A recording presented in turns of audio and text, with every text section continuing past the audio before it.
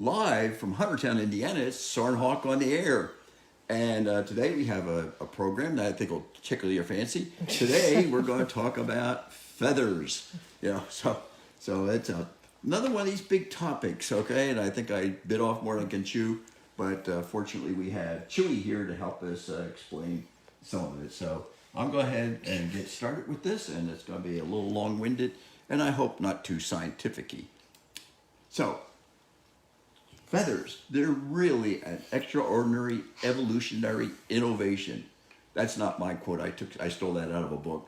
But it's true, And, for a long time, it's been proposed that feathers evolved from dinosaur scales. But now we're finding out that that's not quite true because dinosaur scales and reptile scales differ from the way that feathers work. And so there's a different theory now. It's called Evo-Devo. Okay? Evo-Devo. Evo-Devo, yeah. Evolution and development. Okay. And so the new theories are that as different things evolved with the birds, then new things developed. And then as new things developed, more things evolved. And so it was a growth thing. It wasn't overnight or anything like that, but it was a progression of things that happened. And to go into it, I'm not going to, but you can go talk to your local paleontologist and maybe learn a few of these things. But I'm just going to go ahead and we're just going to talk about feathers. So they're really complex structures, and they perform a diversity of functions for birds. So just think about it. They provide aerodynamic power so that the birds can fly. Well, except for those ostriches, I'm sorry, They provide insulation for the bird, keep it warm, keep it cool. Okay, so it does that. Sometimes these feathers perform a communication operation because they say, well, I'm a boy, you're a girl. Or the other thing is, I'm happy, I'm not happy. This is breeding season, it's not breeding season. So there's different things that are being communicated through the feathers. There's also camouflage. So you get these guys, they're brown and spotted and all kinds of things. And so it camouflages them. And so they can hide on top of their nest or hide in a tree, that kind of thing. Or if they're on the ground, they can hide from predators. So it performs a camouflage function. But then there's some other things that they do. They allow birds to swim, because the birds sit on top of the water and then they can paddle along and swim. Some feathers actually produce sounds. You remember we talked about sounds a couple weeks ago that birds were noisy. So the wind blowing through the feathers causes the feathers to vibrate and it makes a noise, and so there's sound production. Also, some of the feathers are designed to enhance hearing, and we're going to look at some of those in a little bit. They provide protection from the rain and the elements, that kind of thing. Also, they keep the bird clean. Birds, whether you know it or not, are just like us. They have all kinds of little parasites and stuff that live on them, and those having those nice feathers protect the bird from getting dirty, for one thing. The other thing is that they also are the places where some of the, if you will, what's the word I want to use? Bugs can hide, and also they provide water repellency. Okay, so so when it rains, the water runs off, and so they don't drown. Except, the cormorants have a little bit of a problem down there, so you often see them out there hanging on a tree after they've been swimming around in the water. But but for the most part, birds are pretty water repellent. They also, like we talked about, water transport. Okay. Also, some of them have some of the feathers provide tactile sensations. So there's things that so that the bird can sense other things than what he can see or what he can hear. So he can also feel things are going on. Just like us, we have tactile sensations on our skin and hairs and stuff like that. And also, in some cases, the feathers help hold the bird up. Okay, so there's also some support there. So there's a lot of functions that birds or feathers provide birds. Okay, so there's a kind of it's a really, like I said, it's a really big topic. Okay, so we're going to get to some of them. Some of them you're going to just have to go out there and research a little bit and look into. or maybe you just never thought about, but now I hope this opens it up a little bit. So, anyways, birds have the plumage, the feathered plumage, anywhere from like 2,000 feathers on a hummingbird. Wow. To about 25,000 feathers on a swan. Huh. And all these feathers, again, perform different functions. And we're going to talk about some of the feathers and the functions that they perform. So these are the basic feathers that are found on a bird. Most of us already know about let's see, where's my little mousey thing? Come on. Oh, I didn't mean to do that. I'm sorry. I have to go back. Sorry. I can't read this without my glasses. Where is it at there? There we go. Boop. No. Okay, there we go. Back. Okay. So most of us are familiar with the primary feathers. These are the flight feathers that are found on most birds. And they're long. There's usually most birds have anywhere from 9 to 11 of these primary feathers. Our hawks basically have 10. Some of the smaller songbirds have 8. And they're interesting in their design. You have the quill that goes up through the middle, and then you have the vane, which is the stuff that sits out to the sides.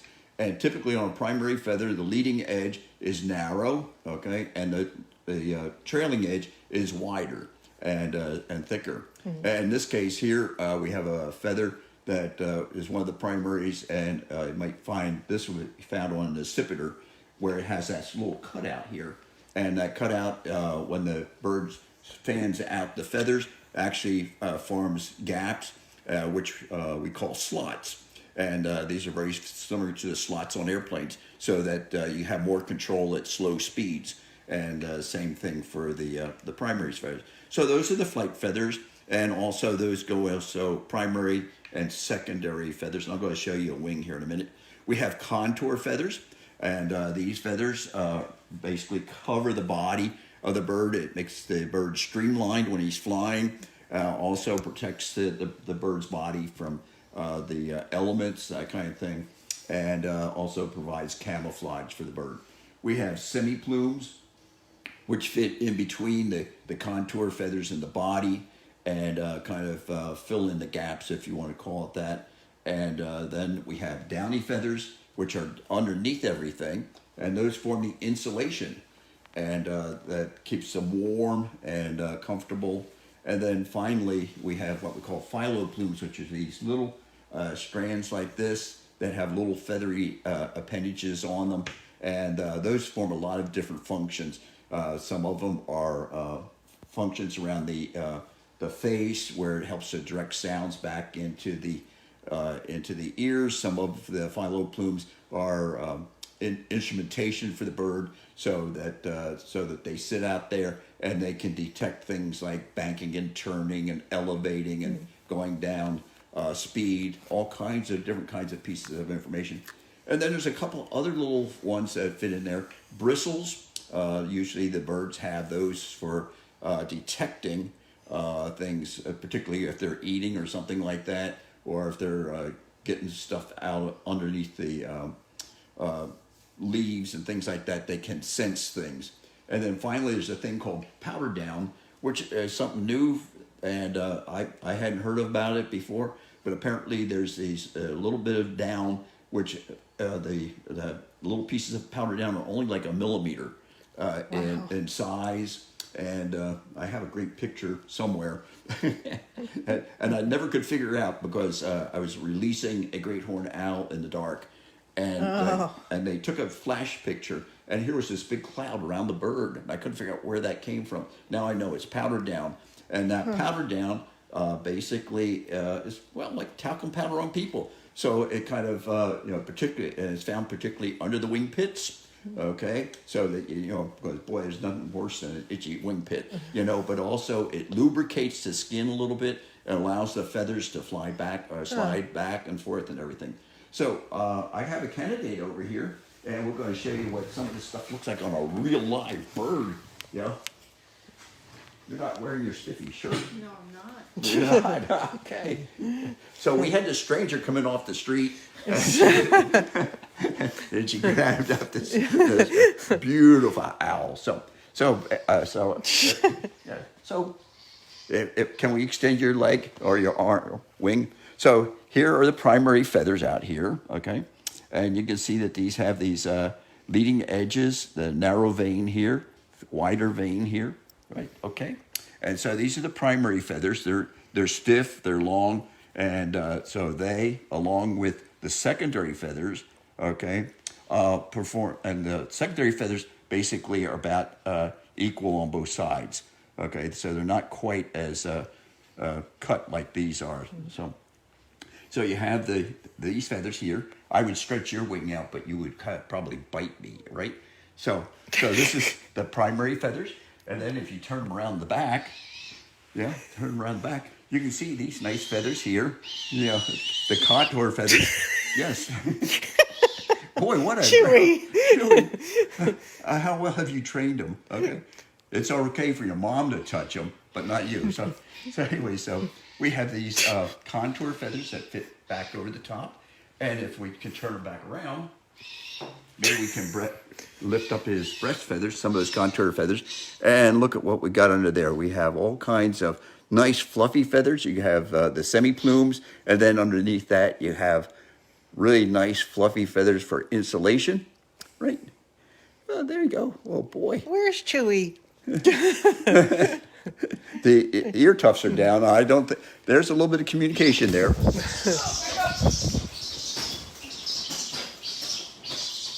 What's that all about? Don't mess with me. Okay. And then around the eyes there, if you can get a close up of the eyes, you can see those phyllo plumes, okay? And those are designed so that sound can pass through them and get directed back to the ears, which are underneath those feathers on the side. And there's a feather under there, but don't touch that. And then finally, right around his beak, you're going to see some bristles, okay? And the bristles there are so when he's eating, you know, he can close his eyes, or that nictitating membrane comes down and clouds things, so he can feel his food, so he can kind of feel what he's doing underneath there. And somewhere under there are probably some powder down too. So, I forgot. He also has some of these bristles around his eyes. If you notice, if you take a real close look, you'll also see he's got eyelashes. You know, they're not very long, but they're right there. Yeah, we can see them. But you can see the eyelashes right there. So there's feathers everywhere, you know.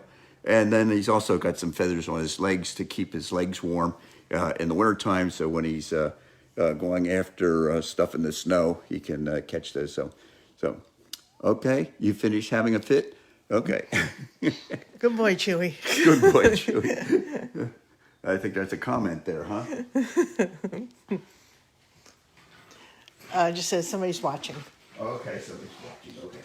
So, anyways, I had interest in here, and one of the points that we did not point out on Chewy, because Chewy was being too cooperative. If you look along here, there's this little serration of feathers right along here, and that is what allows the birds to fly silently. This disrupts the airflow going over the wing and quiets the sound down, suppresses the sound, and allows the owls to fly silently. On a hawk, this will be a hard surface here, but here is this little bit of serration here. Okay, so that was a real interesting introduction to feathers. No, somebody did comment. They said they like the extreme close-ups of Chewy. Yeah. Chewy, on the other hand, said he didn't like it. So anyways, I have a much tamer bird here that you can look at. So, so we can see where the feathers are on the bird, and basically the primaries and secondaries and tertius are attached to the wing bones. Okay, so they're nice and firmly attached. They say that it takes between 500 and 1,000 grams of force to pull a feather out. So, wow. So that's a kind of, you know. So what's that work out? That's like 2.5 pounds of pressure.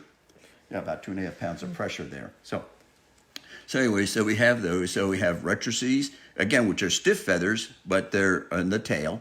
Okay, and then of course, like we already said, they have phyllo plumes. Now the thing we didn't see was the phyllo plumes on Chewy's wings and on his tail and on his back. And he has those, you know, for navigation and flight control, that kind of thing. And so this is a basic bird. Looks like a tanager, and it has a few little bristles along there for, again, when he's eating bugs and stuff, and when he has his eyes shut down because he's, protecting his eyes. And here's a meadowlark. And so when we talk about the primary feathers, they're numbered 1 to 10. Okay, so right along here, then the secondaries, they get up to about 15 or 16 in some birds. And so these primaries, and then over the top, you have the secondaries, then tertiaries come up over the top like this, and you have the contour feathers, and the contour feathers again go over the back, down over the tail surface, and in different places, and then you have the things, like I said, the bristles and the phyloplumes are embedded in between there, and so how's a feather constructed? And I'm going to put my glasses on so I don't pop and sort of. So I can read what I wrote. So basically, with a feather, you have the main quill that goes up through here, and then you have the veins that go out to either side, and so they have a lot of nice names for things. We would call this shaft here the quill, but then they talk about the upper part being called the rachis or the shaft of the feather, and then off the rachis you have what we call barbs, and then in between the barbs you got barbels, and these barbels have basically hooks on it, and so when the barbels come across each other, they can lock, okay, like a zipper. So they come down and they click into place, and that's one of the things when you see the birds preening. A lot of times, what they're doing is they're straightening things out so the barbels interlock with each other, and so that they form a tight cover. Now, one of the things that's really interesting is that the barbels, when they all interlock and everything, form a grid that is smaller than a drop of water. Okay, if you have a drop of water, the surface tension holds it together, and these barbels are tight enough that they actually form a grid that they don't necessarily repel, but they prevent the water from going through. So that's why we go out here and we give the birds a shower. They shake it off. They just fluff and it all flies off. So this is a real tight construction here. We do have a question. Sure. Somebody asked, do all birds have the same amount of feathers no matter the size of the bird? No. The small birds have fewer feathers and the big birds have more feathers. That's because you have more acreage to cover. But I have a question out there. Which side of the bird has the most feathers? I don't know. The outside. Come on. I'm terrible. I'm sorry. Ba-dum-bump. Yeah. So it's something you can pull on the kids. So anyways, so the whole thing about how feathers develop and grow is really interesting, and maybe will give us a better understanding of what happens when we have problems here with the birds and trying to get them to grow feathers.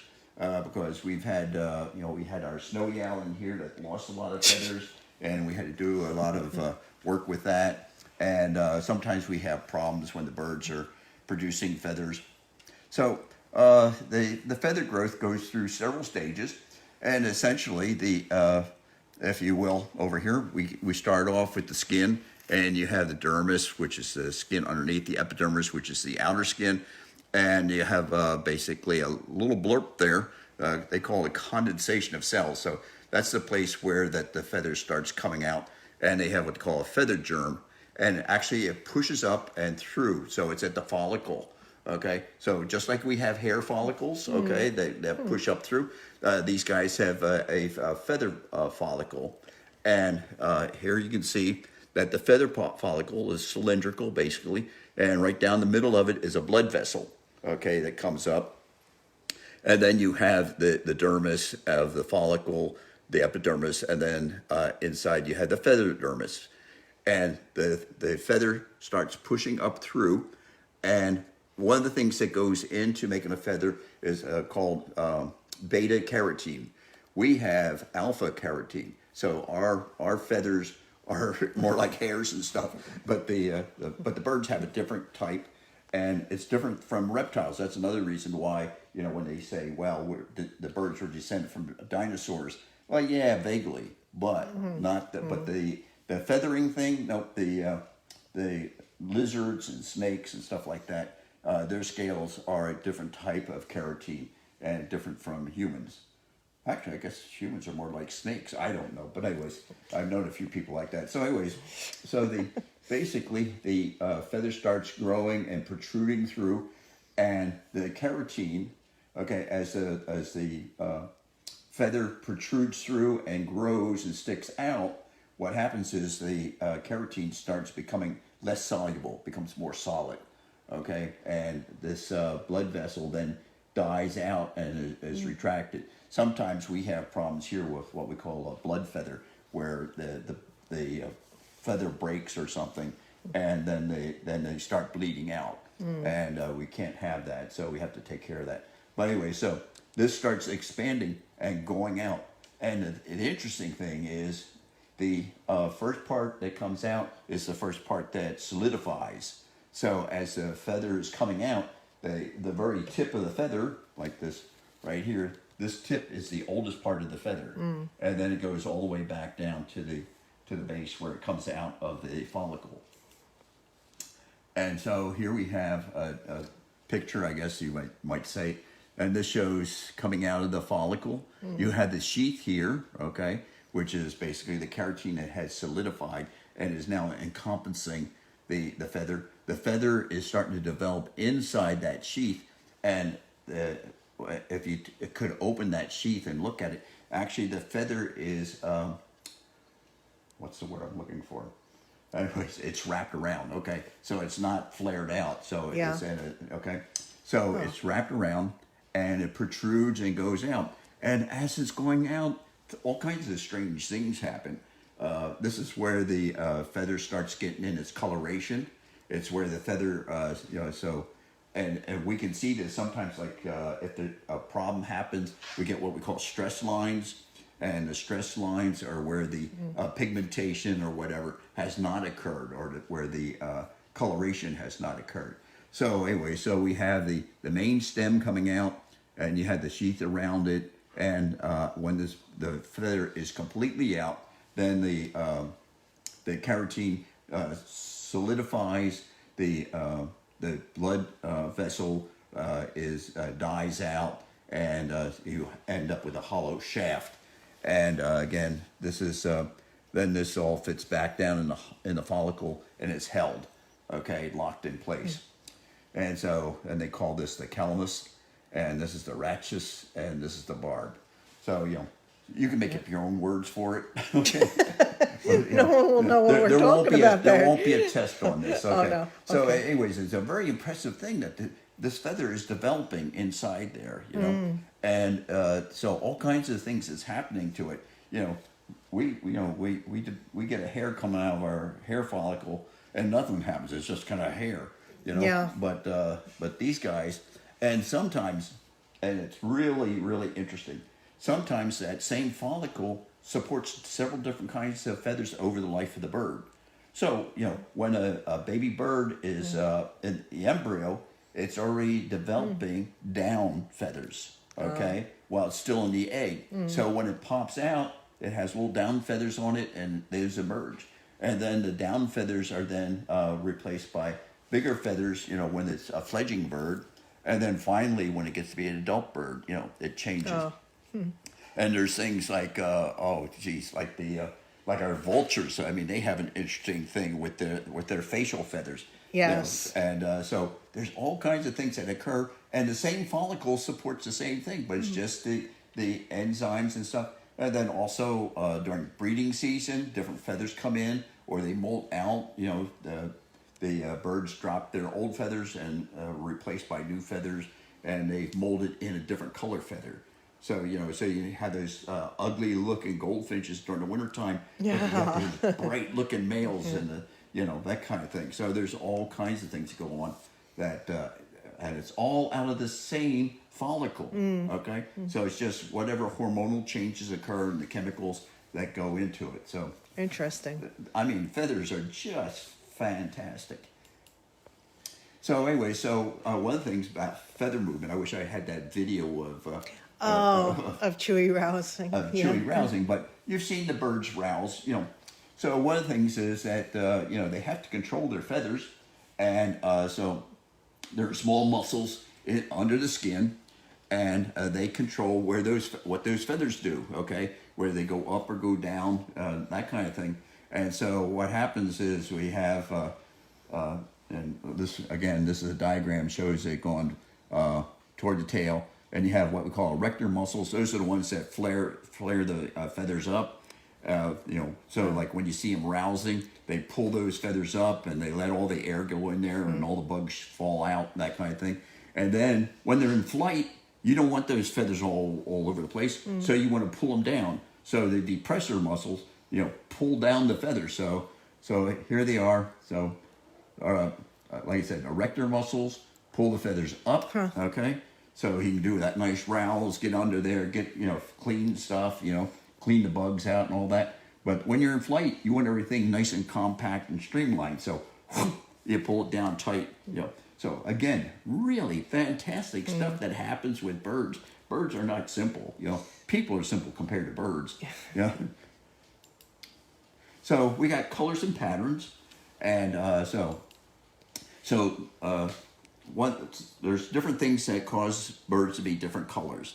So one of the main things is pigments. Okay, so you have light absorbing pigments. Okay, so you have melanins that produce black, gray, brown colorations, if you want. Okay, so all this stuff like this. These guys are basically black and brown, maybe some tan, but it's just variations depending upon the amount of dark material that's underneath inside the feathers to make these colors. And then you have carotenoids, okay?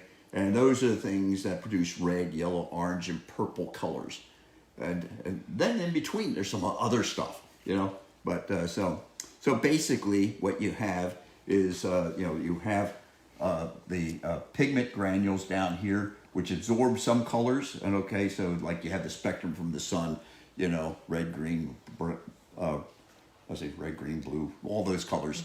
And they get absorbed, all except in the case of the cardinal, you get some nice red there. Okay, and so when we look at a cardinal, he appears to be red. So it appears like he's not painted. It's pigments that are inside the feathers.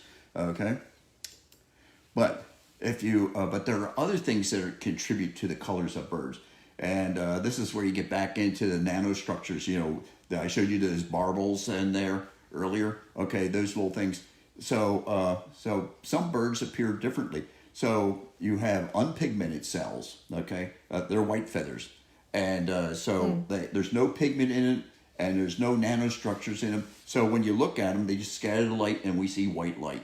Okay, so you look at a bird like even some of our birds, in their breast, it's white, because there's nothing in there except it just reflects light back at you. So it just scatters the light and it appears to be white. But there are other feathers or other things in there in the nanostructures, and they interfere with the light. I know it sounds like physics class. I'm sorry. So there's an array of melanosomes in the barbels, or air bubbles in the barbels, okay? And what this does is it interferes with the light and produces different colorations, okay? So, and then there's sometimes an interaction between the two. So like you have something like an indigo bunting or a grosbeak, or even blue jays. Blue jays are not blue. Blue jays appear to be blue because it's the reflected light. Actually, blue jays are basically white and black. Okay, so they're, so you have the black melanomes in there that absorb a lot of the light and everything. And then you have other stuff. You have the air bubbles and stuff like that in there. And what they do is they absorb or distract the light. And then what you end up with is you get a blue coloration. In fact, if you look at an indigo bunting or a grosbeak, or a really cloudy day, they almost appear black. Okay, same way, or when it's getting quite close to dark, and you look at them, they look black. Yeah. They don't look blue. Even our friendly bluebirds. Okay, same thing. There is no natural pigment for blue. I know they can eat blueberries, but that's not going to work. Okay, so so anyway, so the coloration comes from a lot of stuff that has to do with physics, but you get your melon layered here, absorbing things. You got these bubbles, air bubbles in here that deflect light, and you end up with a blue bird. Okay, so some of the colors that you see are really not exactly pigmented. They're basically produced by the physics of the situation. So more than you really want to know, but it just shows you how complex things are. Yes. And then there's iridescence. Okay, so that's another thing that comes about, and this is a combination of things. So you have your melons, okay, in between layers, and then there's other keratin layers in there, and so you have all kinds of light being reflected out, and depending on the angle that you're looking at the bird, you see iridescence, and that's why you sit there and you look at your ruby-throated hummingbird there at the feeder, and he looks back at you, and then all of a sudden he just flares out his throat, and boop, all of a sudden that light hits your eye, you know, it's kind of like, wow, you know, and then he pulls it back and it looks black, and then he pulls it out again, it's that rich red color. So it depends on your viewing angle when you're looking at the bird. So these hummingbirds, they have all kinds of iridescence. Well, so do the peacocks, you know, when you look at their tails and things like that. So there's all kinds of tricky things that are going on there, you know. Boy, we're so blessed with all this stuff, you know. It's just great. So in conclusion, whoops, what happened there? In conclusion, what happened? In conclusion. Oh, wow. Some animation. So anyway, so I think I've just introduced you to a little bit about the birds and a little bit about the feathers. And, you know, there's so much information out there. There's whole books written on it. There's people that have gotten their PhDs on it and everything else. And we're still not sure about everything. So I hope that this is giving you a little bit more appreciation for the birds. And, you know, just don't look at birds as just being some kind of animated toy that was put on this earth. They're a little bit more complex than what we thought. And maybe, like I said, they might be more complex than people. So let's see. How are we doing on time? We're doing good? We're just about there. Yep. Okay. So anyway, so I'm going to talk about, we got some upcoming events Yay. that you guys can go to. Let's see, next month, I think May here, we're pretty well full on stuff. But in June coming up, we're going to be at the Tin Caps baseball field, 7 p.m. on the 8th. Okay, so we're going to be out there, and we're going to have some birds, and you can come along there and visit with us. On the 10th, we're going to be down at Wabashi State Park for the Lunch and Learn. Okay, that's once a month they have a Lunch and Learn thing there at the main building, and so we'll be there with our birds. For you guys up there in Ligonier, we're going to be up at their summer reading program, and so on the 18th, we're going to be doing some bird watching there in Eckerd Park. On the 22nd, there in Auburn, and then this is going to be something interesting. We're going to be at the Three Rivers Dance Recital. I don't know. All I can remember is that Walt Disney movie with the flamingo or the ostriches dancing. Oh. And they, you know. But anyways, we'll be there with our birds. Get down your dancing shoes, Chewy. Down there at Promenade Park in the evening, and so it's right there in Fort Wayne. And then we're going to be there at the Goshen Public Library in Goshen, Indiana, on the 28th. So that's Children's Services, and we're going to be doing some stuff. And then there's some other places that aren't necessarily open to the public, but if you're a member or associate with some of these places, you might want to look up on their activities page. We're going to be down there at the Coventry Meadows Nursing Home there on Jefferson, St. Andrew's Church up in Auburn, Cub Scout Pack 36 over in St. Mary's. Cedarville Elementary, right up here in Cedarville. Let's see what else. Southern Wells Elementary School. They're having an outing there at Wabash State Park, so we're going to be there. St. Charles Cub Scouts downtown here on Trier. Let's see, Garrett Middle School. Okay, the 6th grade always enjoys having us. That basically marks the end of the year for them. The following 3 days of school, doesn't count for anything. But and finally, we're going to be up there at Camp Little Turtle doing bird watching merit badge. So we're going to be around, and so if you're associated with some of those things, you might want to be there and look on their events page and see how you can enjoy, participate, or whatever. So, we need some fish, okay? Jeff, and we have a bald eagle that we've just taken in that we're taking care of. She's under treatment. Poe and Air are two vultures. They need fish, okay? So, you guys out there that are drowning worms, bring some of those fish in. We don't want carp or catfish, right? Right. But anything else, we'll take those, and Jeff would really appreciate it. We'll take them live or dead. The live ones are a lot of fun for Jeff. I don't know what Poe and Air would do. I don't. We haven't tried it before. Yeah. So but I think some of the owls also eat some fish, right? I think. Yes. We've tried with our education birds. They don't eat them, but They don't eat them. Oh. I wonder if Chewy would. Chewy. Yeah, he doesn't. Chewy. Well, not since you had fish sticks at your house. So. Oh, that's where my goldfish went. Yeah. So anyways, some opportunities for teachers. We're going to be sending out a survey to teachers. Okay, and be on the lookout. And mainly, what do teachers want to see us? We have some personal growth program possibilities for the summer.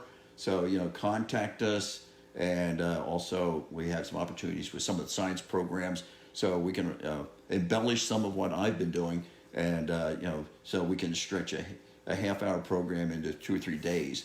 Okay, so don't forget our Soarin Hawk Raptor adventure. Okay, come on out, visit us. You get a tour of the facility. You get to meet the birds up close, and you get your own personal guide. And you also get to meet a lot of the volunteers, and you see what we're doing, and you'll just really enjoy the day. And so, give me a call, okay? You can get us on Soarin Hawk. You can go to our webpage, and or you can go to call 260-403-2447. Okay. Let's see what else we have. Other programs. We have programs available for schools, homeschoolers, community groups, scouts, churches, retirement homes. So, right now we're booked for about 70 programs this year already. And so get your name in. We're particularly open in August and September and October. So go ahead and, sign up now, get your name in. All right. So you won't miss out. We'll do special events for you. We'll go to birthdays, weddings, Eagle Awards, block parties, baby showers. And, it'd be a great surprise for mom, okay, if you go ahead and do that Raptor adventure, sign up for the Raptor adventure and bring the kids out here. Let mom stay home and get her feet up off the ground. Or the other thing is let dad stay home with the kids and you come out and see us. Send mom here. So there's Mother's Day coming up, so that might be a nice surprise for mom and grandma and great grandma, whatever. So we have a number of programs. So contact us. We're always here. Don't forget Amazon Smile. So every time you buy something from Amazon Smile, and we're your designated charity, we get a 0.5% of what you spent. So it's not too painful, and and we get about 150K. Or 150K, don't I wish? Oh boy, Yeah. somebody's buying a lot on Amazon. We get about $150 every quarter from them. We get, and then Kroger Community Rewards. So take your community reward card and you can designate us as your charity, and we're getting about $450 a quarter from that. So that really helps us out. So we can, all our birds here can use a lot of help. And right now, how many boxes of mice do we go through a month? About 2? About, yeah. 2 boxes of mice. Okay, that's right now our source of mice and rodents has gone down, so we have to buy them. And right now, a box of mice costs us about $250. So And now it's baby season, so we're going to be getting a lot more and feed a lot more. No, we're going to be putting babies back in the nest. Yeah. So we hope. Yeah. So Gigi and Nicole have their climbing spurs, and they're going to be climbing up and putting those things back in there, so I'm gonna let Chewy do it. we'll let Chewy do it, carry it back up. Maybe have a snack on the way. Yeah. So, anyways, that's it for today. Well, speaking of Chewy, yeah. today Oh, is it's his birthday. yeah. We think today is Chewy's birthday, so he is about 1 year old now. So That's why he's not looking happy. yeah, he's getting older. So we'll get another shot of Chewy. Yeah. Here's mommy. Hey, Chewy. Say goodnight, Chewy. Say bye, everybody, Chewy. Happy birthday, Chewy. Huh. He's like, what am I getting? Nothing. A rat. So, yep. Well, Okay. So- well, I'm going to say goodbye. Okay. And if you have a topic for next week, please let me know. And if you have any questions about today's program, give me a jingle, and we can or text me or something, and I'll see if we can answer some of your questions. Or just go to info@soarinhawk.org and just put your question in there, and we'll see what we're going to do. Looks like the banding of the chick, the peregrine chick, I think it's going to be on the 13th of May. Okay. And unfortunately, only one egg is hatched, and but Mom's taking good care of them. And I saw a thing she brought in the other day. I said, "Wow, poor baby. I don't know, he's going to be yeah. a gigantic kid, But anyway, so 13th, I think, is when DNR is going to come, and they're going to ban the bird, and there will be some type of streaming video of that event coming out. So, Okay, so good. stay tuned, okay, and we'll keep you informed, all right? So, Okay. Well, thanks, everybody. Thanks for tuning in. Yep. And we'll see you next week. And bye from Chewy. Even though by popular demand I won't be here. No.